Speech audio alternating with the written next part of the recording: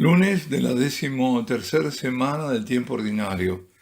Hoy, además, 28 de junio, San Ireneo de León. Lectura del Santo Evangelio según San Mateo. En aquel tiempo, viendo Jesús que lo rodeaba mucha gente, dio orden de cruzar a la otra orilla. Se le acercó un escriba y le dijo: «Maestro, te seguiré a donde vayas». Jesús le respondió: «Las zorras tienen madrigueras y los pájaros nidos, pero el Hijo del Hombre no tiene dónde reclinar la cabeza». Otro que era de los discípulos le dijo: «Señor, déjame ir primero a enterrar a mi padre». Jesús le replicó: «Tú sígueme y deja que los muertos entierren a sus muertos». Palabra del Señor. La primera lectura es del Génesis. Dios no le oculta a Abraham que va a castigar a Sodoma, porque el pecado de esa ciudad es grande. Así está escrito en el primer libro de la Biblia. El Señor dijo: «El clamor contra Sodoma y Gomorra es fuerte y su pecado es grave». El pecado del que acusa a Dios a esas ciudades es el pecado que se exalta en este tiempo más que en cualquier otro tiempo en el pasado. Es el pecado por el que dicen sentirse orgullosos de cometerlo aquellos que ni siquiera se sienten pecadores. Y al pecado agregan el agravante de la burla despectiva por la ley de Dios. El pecado de Sodoma es la perversión del orden natural, es el vicio de sodomía, la homosexualidad activa. Que si se la conoce así como sodomía, es precisamente por lo que relata el libro sagrado. Los habitantes se habían depravado tanto que ni siquiera hubo entre todos ellos 10 justos, porque si los hubiera habido, Dios no hubiera castigado la ciudad. Abraham, amigo de Dios, había intentado que Dios no castigara, y en su intercesión apelaba a los méritos de los inocentes y justos. El patriarca comenzó diciéndole al Señor: «¿Es que vas a destruir al inocente con el culpable? Si hay 50 inocentes en la ciudad, ¿los destruirás y no perdonarás el lugar por los 50 inocentes que hay en él? Lejos de ti tal cosa, matar al inocente con el culpable, de modo que la suerte del inocente sea como la del culpable. Lejos de ti, el juez de todo el mundo no hará justicia». Y desde ese momento arranca el caritativo regateo de Abraham, que apela a la justicia y misericordia del Omnipotente, y desciende en sus pretensiones hasta llegar a 10 justos. Dios se muestra magníficamente condescendiente con Abraham, que es su elegido, ateniéndose al pedido de perdonar, sí, al pueblo pecador, si hay entre ellos algunos pocos inocentes. «Si encuentro en la ciudad de Sodoma 50 inocentes, perdonaré a toda la ciudad en atención a ellos», dice el Señor. Instruyendo el patriarca que no habría 50 justos, como había pedido, comienza a descender en el número. «Y si faltan 5 para el número de 50 inocentes, ¿destruirás por 5 toda la ciudad?». Ya tenemos que bajó a 45.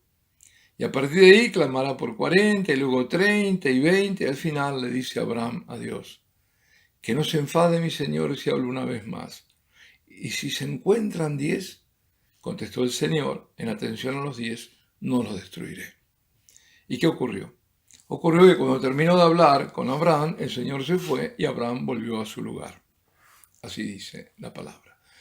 El sentido de la palabra es que Dios detiene su ira por amor e intercesión de los santos, en especial por los ruegos de la Santísima Virgen. En la aparición de la Salet, dijo a la Santísima Virgen: «Si mi pueblo no quiere someterse, me veo obligada a dejar caer el brazo de mi Hijo», el brazo de la justicia. «Es tan fuerte y tan pesado que no puedo sostenerlo más. Hace tanto tiempo que sufro por vosotros. Si quiero que mi Hijo no os abandone, estoy encargada de rogarle sin cesar por vosotros, y vosotros no hacéis caso». Les decía a los niños, Maximán y Melanie, que ella venía intercediendo para que no cayese el castigo divino sobre la humanidad. Y María Santísima sigue intercediendo. Y muy lamentablemente para nosotros, sigue siendo no escuchada e ignorada. El Señor castigó con el fuego a Sodoma, y Abraham fue a lo suyo. Había hecho lo que pudo hacer, pero nada más había para hacer por aquella ciudad de perversión. Sabía seguramente que su sobrino Lot estaría entre los justos, quizás el único inocente, y el castigo no caería sobre él. Dios proveería por él, y así fue. La Santísima Virgen, que no para de interceder, vino a Fátima a advertir a la humanidad que el infierno existe y que no pocos caen en él. Vino a decirnos que las guerras son castigos y que si no había conversión vendría otra guerra, y vino. Y que el Papa debía consagrar a Rusia su corazón inmaculado y no se llegó a hacer como ella lo había pedido. Advirtió que si no se cumplía su pedido, Rusia se convertiría en el instrumento del castigo divino. Bueno, al día de hoy muchos creen que la única cara del mal es la de ese caos que llaman orden, viejo como el mismo demonio, y que llaman nuevo orden, que agobia y amenaza por atenazar al mundo, atenazarlo por completo, y esto es solo cierto en parte. Me permito ahora dar una opinión. Puesto que hay una lucha hegemónica, hay y no se ve, que se está desarrollando sin que se vea en la superficie. Y eso sí, los actores son malvados todos. Es como la guerra de mafia, ¿no? Uno ve a uno que son todos mafiosos, pero guerras entre ellos. Por eso hay de quienes ponen esperanzas en los hombres.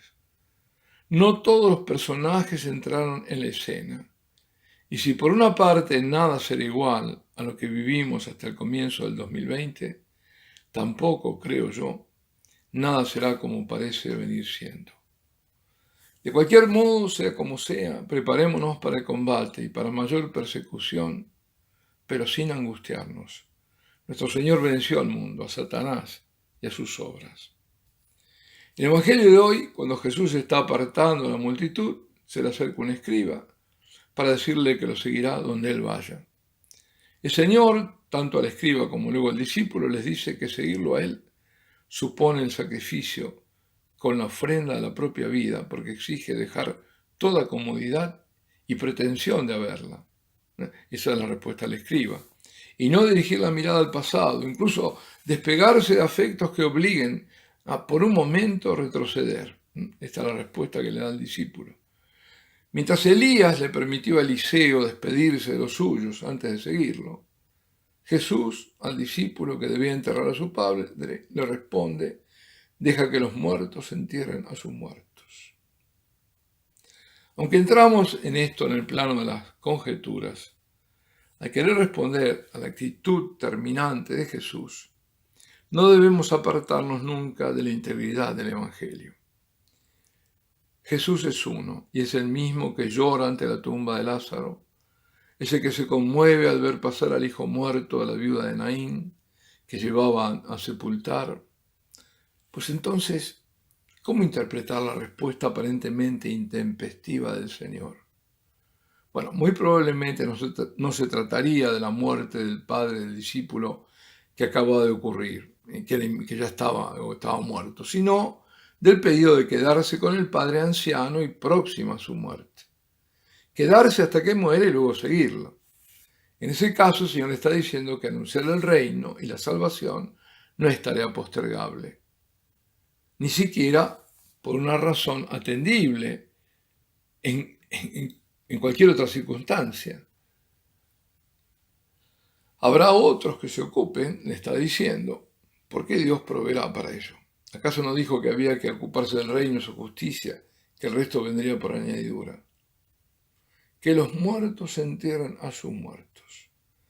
Me parece entender que aquellos que no han acogido el llamado para ocuparse del reino, para la misión, se ocupen de detenerse en obras de misericordia menos urgentes o menos prioritarias, como la de la salvación de todos los hombres, que es así, tiene prioridad absoluta.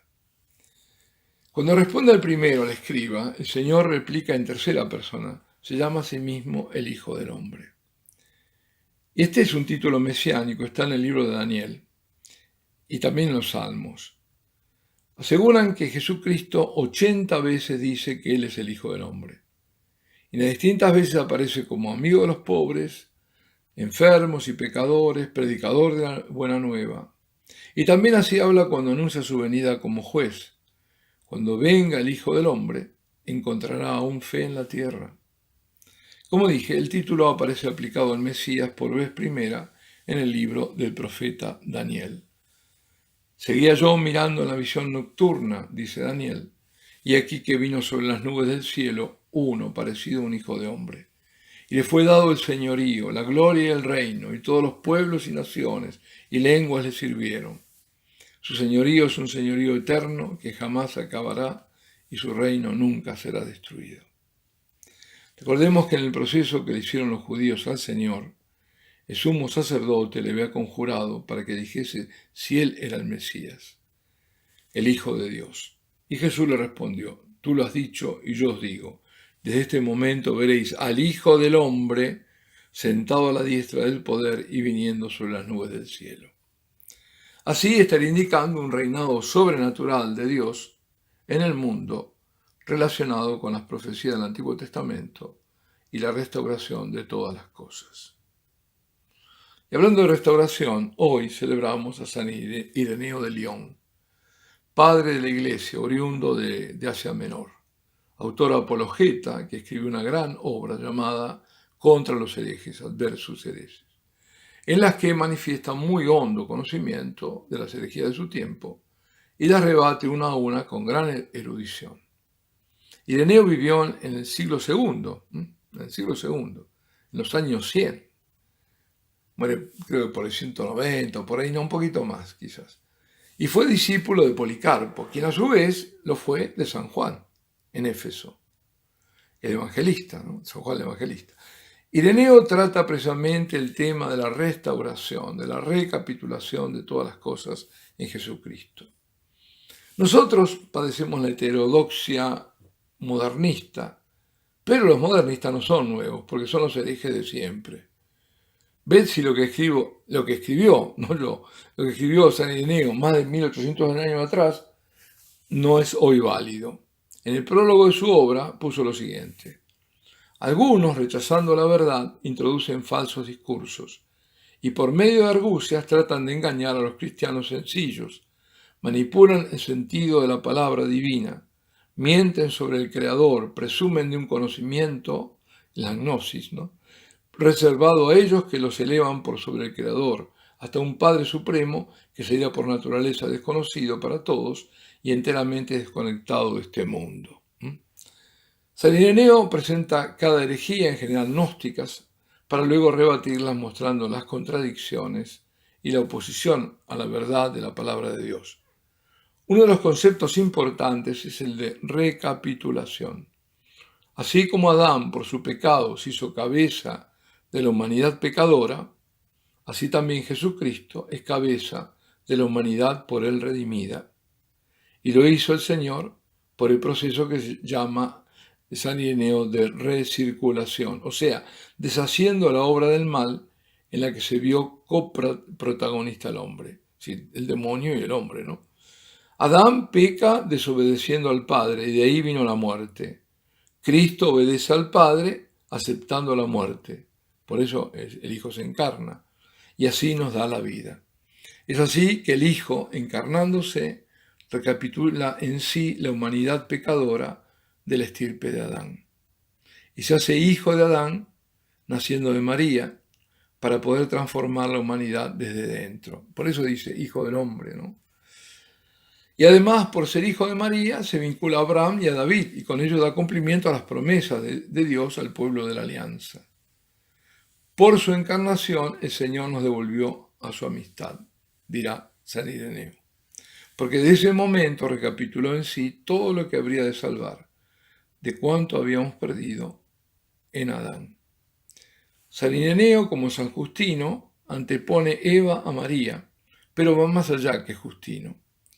Como la desobediencia primera de Eva, que escuchó a la serpiente, es decir, al ángel caído, llevó a Adán a pecar, análogamente la obediencia de María a la palabra del ángel hizo posible la venida del Redentor, de quien quitará el pecado al hombre y lo reconciliará con Dios.